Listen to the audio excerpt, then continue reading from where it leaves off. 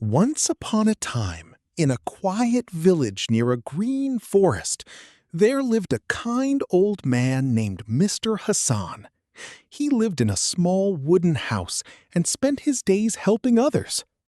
Mr. Hassan was not rich, but he had a big heart. He would share his food with hungry people, help neighbors fix their homes, and feed birds and animals every morning. Kindness is the greatest treasure, he always said with a warm smile. Near his house was a beautiful forest filled with tall trees, singing birds, and colorful flowers. The villagers believed that magical fairies lived deep inside the forest, but no one had ever seen them. One cold evening, Mr. Hassan was walking home when he heard a soft cry. "Help! Please help!" He looked around and found a tiny fairy trapped under a fallen branch. Her wings were glowing faintly, but she looked weak and scared. "Oh dear, don't worry," Mr. Hassan said gently. He carefully lifted the branch and helped the fairy stand up.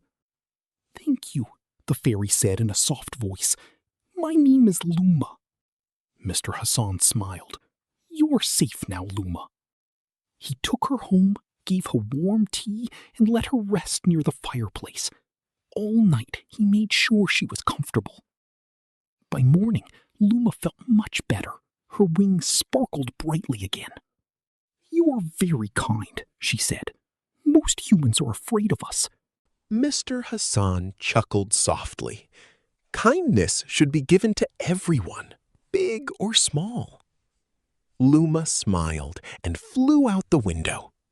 Before leaving, she said, "I will never forget your kindness." Days passed, and Mr. Hassan continued his simple life. One night, something magical happened. The room suddenly filled with soft, glowing lights. Mr. Hassan looked around in surprise. Then, dozens of tiny fairies appeared, glowing like stars. Luma flew forward. "We have come to thank you," she said. The fairies waved their tiny hands, and suddenly the small wooden house transformed. The broken walls became strong and beautiful. The empty shelves filled with food. The cold room became warm and bright. Mr. Hassan was amazed. "This is too much," he said humbly. Luma smiled. "This is just a small gift for your big heart." Mr. Hassan shook his head gently. "I did not help you for a reward. I helped because it was right." The fairies looked at each other and smiled. "That is why you deserve it even more," Luma said. From that day on, Mr. Hassan lived happily, but he never changed his ways. He continued helping others, sharing what he had, and spreading kindness everywhere. Sometimes, late at night, soft glowing lights could be seen near his house. The villagers would whisper, "The fairies still visit him."